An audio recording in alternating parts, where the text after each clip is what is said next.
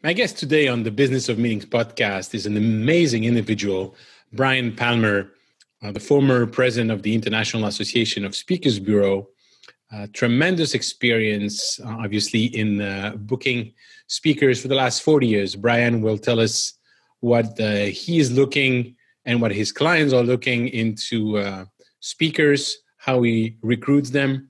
He will give good advice on what to do to convince him that you should be the next speaker that they should be booking.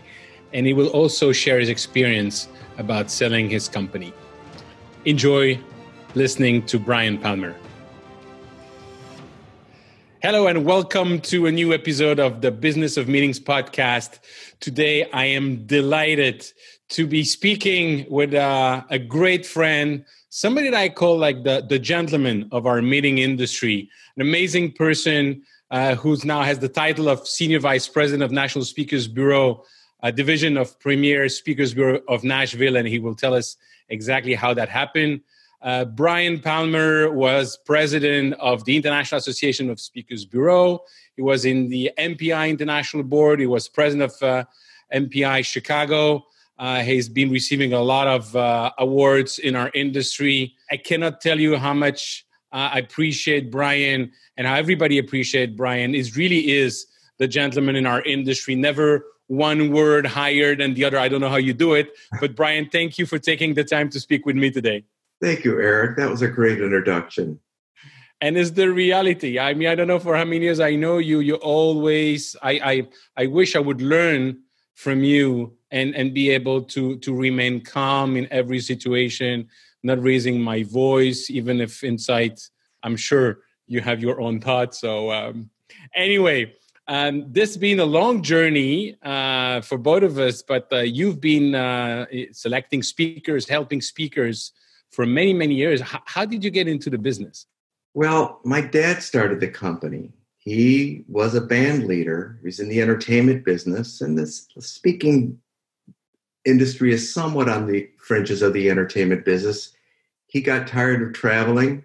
Mm-hmm. He swiped a phone book from a New York hotel. He brought it home, and he started looking at businesses that New York had that Chicago didn't, and he came across speakers bureaus, and that's how he started the National. That's how he started. Bureau. Yeah.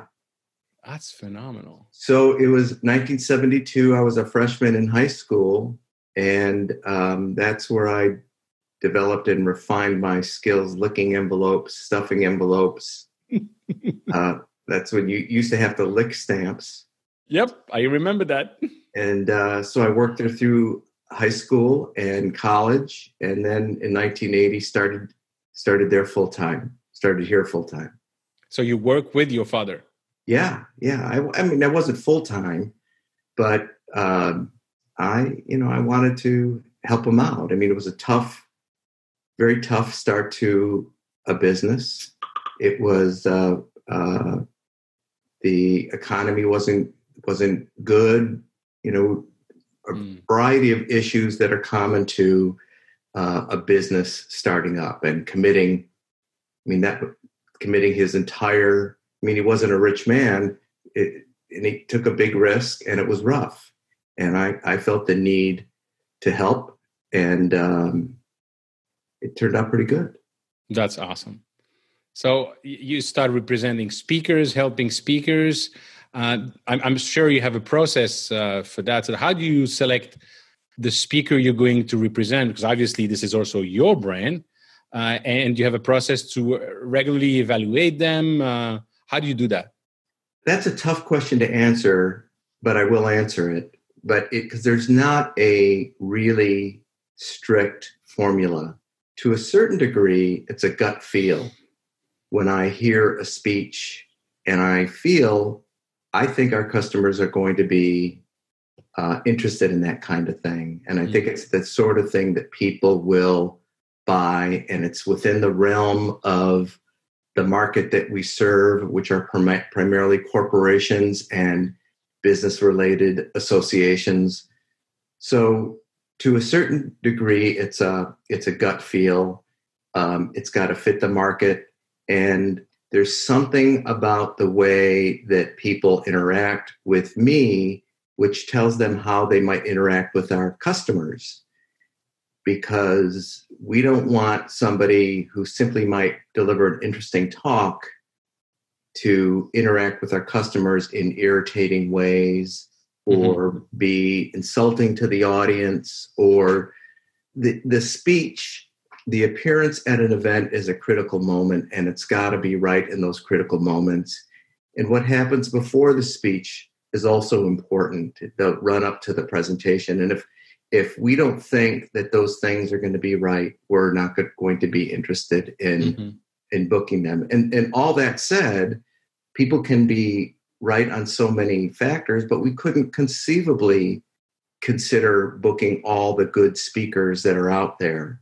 So there's just an art, I think, a bit of an art and a bit of a science to figuring out who's going to fit us, who's going to fit with our client, and who's going to ultimately lead to a client who's satisfied with the way that person contributed to the objectives in place for that event. I see in the world today, at least it looks to me, that everybody is offended by something almost every morning. So have you seen an evolution when it comes to political correctness or people being offended by something that they were not offended maybe 5-10 years ago? Have you seen an evolution in the speakers, and what does that mean exactly for speakers and their delivery? Well, people are much less apt to hire politically oriented speakers to appear at events for that reason alone. There are people generally in the middle who are okay with hearing views divergent from their own, but there are often people at the extremes who don't want to consider ideas that they don't agree with. So there are a lot fewer politically oriented speeches being booked in the business realm. And for those that are those speakers are much better at pretending to be in the middle. Right. And also, I know you do a lot of work internationally as well. I remember years ago, Bono, so the singer of U2, was awarded a great prize in the industry. And he went on stage and he said, "This is effing cool." And I was still living in Europe. And there was a big scandal in the US. How could you use the F word and kids watching? And in Europe, people were like, yeah, and what's the point? So when you do that and you have an international audience, is it like you're going to the lowest denominator, or are you trying to be a little bit more provocative? I suppose that depends also on your customer and the risk that they're willing to take. I actually feel in some cases the people are a lot more sensitive, but I also believe that people aren't quite as uptight about a occasional person swearing, because I think there's a recognition that there's, no matter how good a speech is, there's always somebody that's unhappy about it. Always. Something that the speaker said, they didn't think that they cited their sources quite enough. They might have told a joke that or made an allusion to something that could have conceivably, or maybe in their dirty mind, could have had a sexual connotation. And I think there's a feeling that you can't please absolutely everybody, and event organizers are a little bit more okay than they used to be with that one unhappy person, no matter how much they squawk. As they say in Australia, dry your tears, build a bridge, and get over it.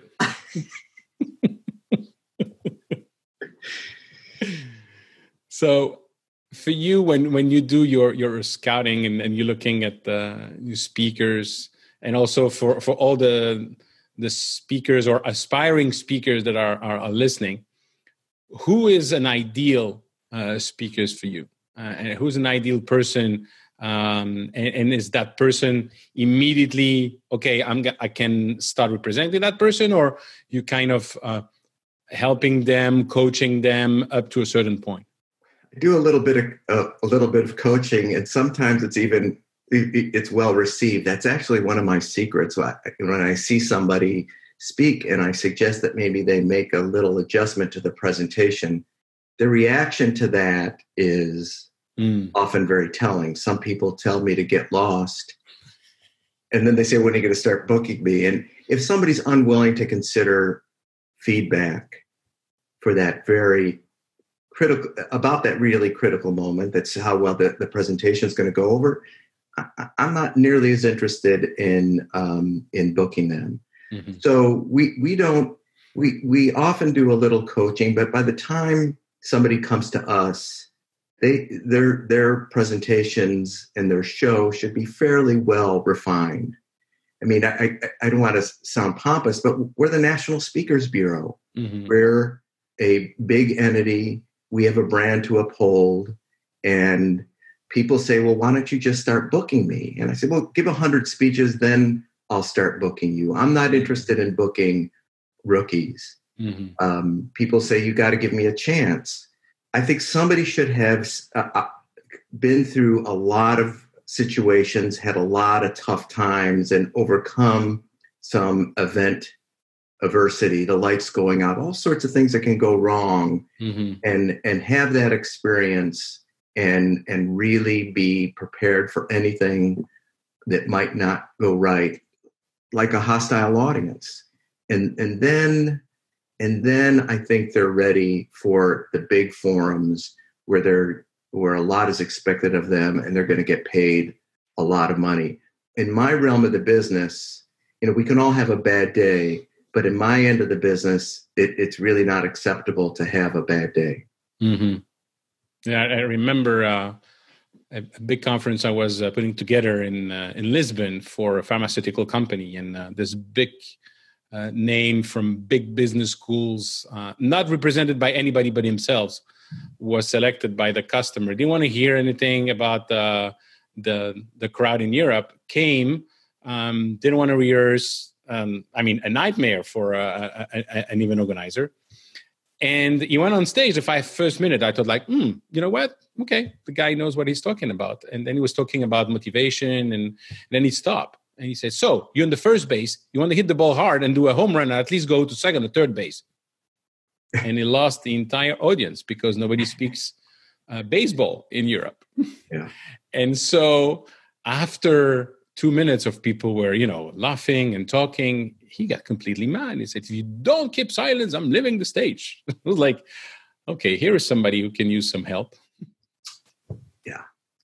There is a difference speaking here in the U.S. and speaking other places, and that cultural awareness and not being so self-absorbed is really helpful to making a strong connections. One of the things that I look for, Eric, and it just popped into my head, is the recognition that the most important person in that room is not the speaker, it's the audience. Yep.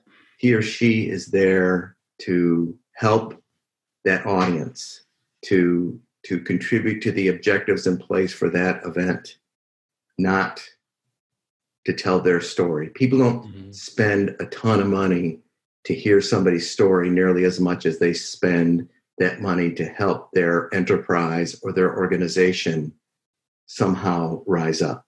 Yeah. Yeah, that's very interesting. And remember our good friend Bruce Turkel always asks, so how do I become a speaker? And I love his answer is that you have two options. The first one, you land a plane on the Hudson. The second one, you speak and you speak and you speak. Yeah.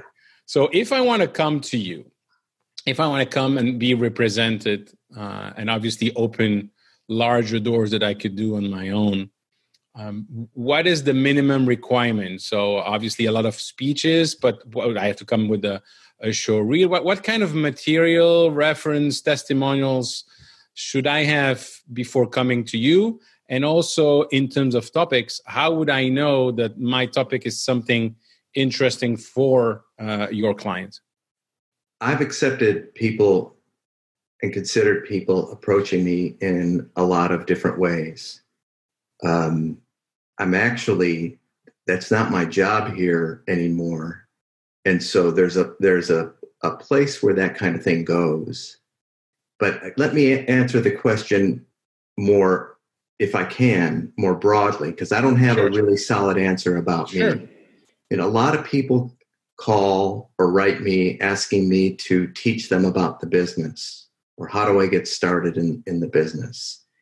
And I think when you contact a large speakers bureau in the United States, you should have your things in order. There's some very good resources that I think you should consider, that speakers should consider.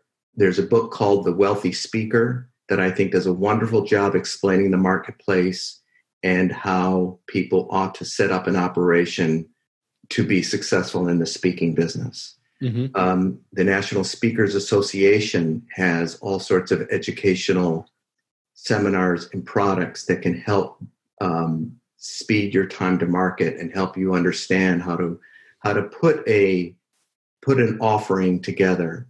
There's other seminars that explain you shouldn't call, I don't think, a speakers bureau and expect them to teach you about the business. You should learn. Yeah. And if you approach me and you haven't learned, I might point you in that direction. And a lot of people don't accept that advice. The challenge is, Eric, we receive about 25 contacts a day. 25 a day? From people all over the world who are interested in our booking them. Wow. So we don't closely consider very many people that come our way. Right. That's so impressive. It's a big world, and people want to speak. They want to speak. They want to hear about the fees, or they feel they have something to say. And I'm laughing because I got an argument with a guy the other day, and he had come up with this new management theory, and I said, "And you want to talk about that?" He goes, "Yeah." I said, "Well, it's sort of the same old thing with a slightly different twist and a slightly different name." But he goes, "Well, I have to have my unique selling proposition." I said, "Well, somebody's not going to pay you all that money to do a mediocre delivery of pretty much the same old thing." And as you probably might know, and maybe agree, you could only believe about a third of what you see on social media. So many people are working so hard to add their twist to things, to create the demand and kind of make things up or fudge on the statistics to try to give the impression that what they have to say is really important and really new. And sometimes people buy it, but a lot of times they don't. Whenever there's a big up and down cycle in our industry, and having been booking speakers for now 40 years, I've been through a lot of different cycles, and we're clearly going through a big cycle now. A lot of people are losing their jobs. A lot of people who speak, their business has really slowed or dried up to the point where they might have to go do something else. When there's a big, significant downturn in the market like there is now, a lot of people leave the market, and customers are always moving to quality. And if overall speakers aren't as busy, whereas before they might not have been able to get that speaker that they really wanted, but now they can because she's not busy. And so people are always going to quality, and a lot of people that were able to get by when the market is strong haven't been. So all the people that are contacting us these days, it's a tough time to get started in the speaking business. Whenever people lose a lot of their jobs like they are now, a lot of them are interested in speaking, and it's going to be a tough time to get started. Absolutely. And as we've seen in the past, also probably a good time to get started. There's always opportunities that are coming. Not like the guy you were talking 2 minutes ago, and like writing now a new book, The Green Ocean Strategy, but really something profound experiences that can benefit others. And on that point, obviously, we know we're going to get back. We don't know when. But what you see is going to remain the same and change with this balance of online meetings and face-to-face meetings. And let's be clear, I'm totally convinced we're going to come back. I'm totally convinced that face-to-face meetings are never going to go away. And I also believe that there will be a balance in the future where more online meetings will be integrated in the cycle. So what does that mean for speakers? So what is going to change and what is going to remain the same?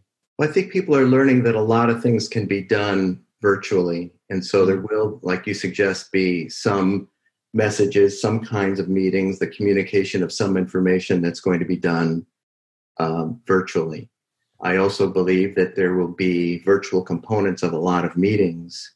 These days, I'm hearing from people almost every single day who want a political commentator to come to their meeting the day before, the day of, or the day after the election. So those men and women are really busy and they're going to be all booked up. And now if they had to get on a plane and travel to an event, they might be able to do one if they can get away.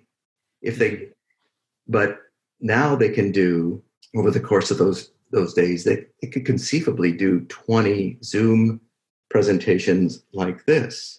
So there's some kind of things, especially in the moment things, that I think could be done virtually, and a whole bunch of other kinds of things. So the capability that has quickly developed in both event owners and event planners to do things virtually, and a lot of speakers to be able to present effectively virtually, that's not going to go away. Those skills are going to be important. All those cameras that people bought and those light rings, and maybe you've got one of those. It's really, I think your coloration is a lot prettier than mine, Eric. Thank you, but that's because you're in Chicago and I'm in South Florida. So. Hey, look at our shirts. We both got kind of that's right. It's not going to go away. But overall, people are going to expect, I mean, like the cycles that I referred to before, there's going to be a move to quality. The people's time, as it becomes more valuable and as entities expect more from their people in the same amount of time or more for their event dollars, they want to make sure that the speakers they engage and the people that they idle their organization for to listen to what this man or woman has to say, they want to make sure that person is good. People are anxious about spending a lot of money on speakers because they can be, not all of them are, but many of them are expensive. But what they're really nervous about is this person going to reflect well on me and my meeting? Are they going to do the job? Am I going to look like a smart person or a knucklehead for having hired this knucklehead? So people go to great lengths to make sure that the people that they engage are going to be effective. And when they're not, I strongly advocate for people having some sort of a discipline, both selection process and speaker preparation process, to make sure that the people that they hire do what they want done. People don't leave it to chance anymore. When I started here in 1980, people would come and they'd deliver the same old speech, but that's not tolerated nearly as much anymore. Very interesting. And in your experience, Brian, and I know a lot of people listening have their own business. They're thinking maybe one day of selling their own business. You did that in the recent years. What would be your advice? What is the process? What are the things the best practice, if you want, to think about when it comes to selling your business? Well, the first part for me was the emotional part.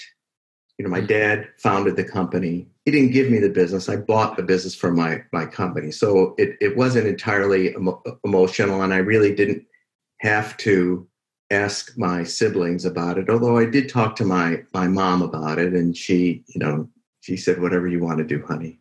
But I had been thinking about it, and I actually went to a retreat for men over 50 to figure out what they're going to do in the second half of their life. And it was there that really, I've been thinking about it, but the idea really crystallized that I was interested in remaining in the event business and interested in staying in the industry. But I didn't, after 38 years, pretty much doing the same thing, I wanted to go about it a little bit differently.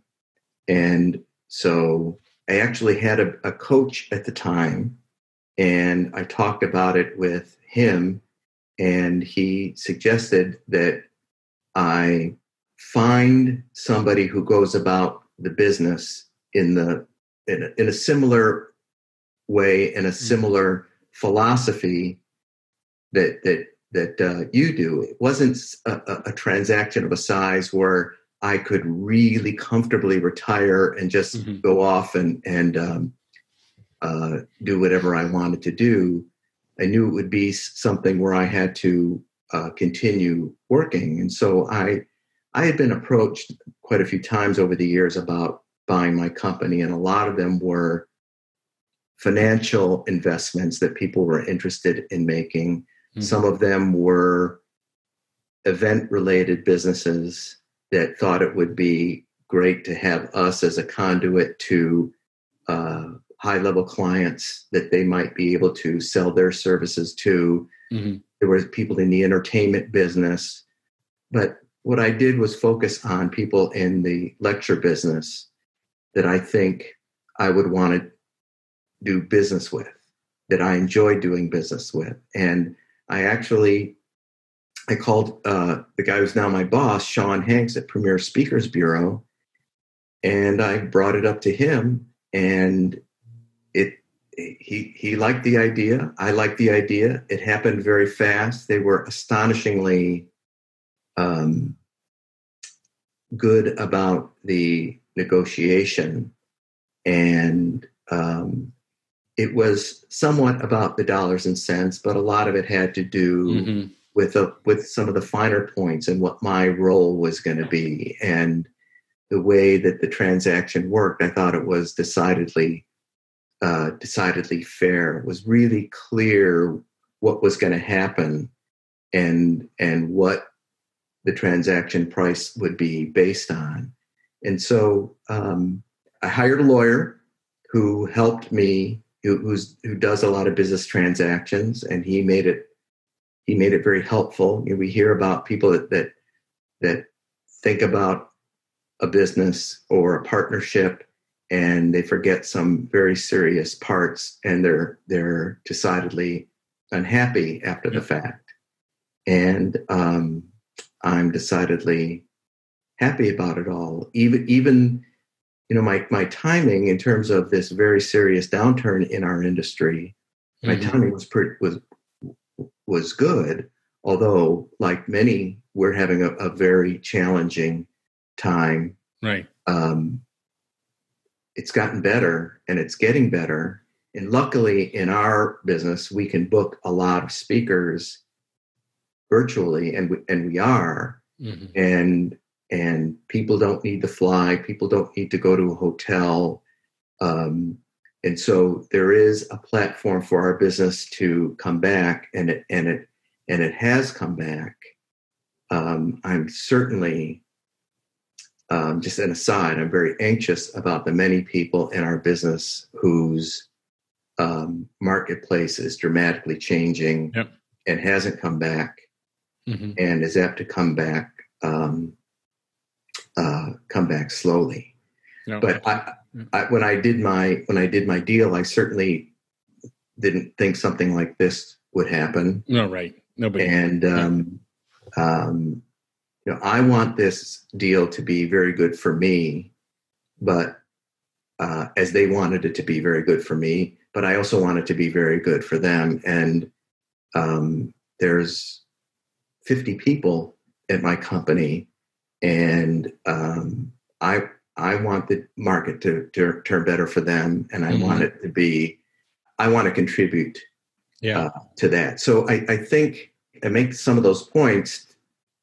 Go somewhere and connect with somebody and link with somebody who you're going to feel that way about, not somebody who you're just marginally interested in, might not want to go to dinner with them. I mean, do business with this kind of traction with somebody that you would want to spend some time with, not run away from.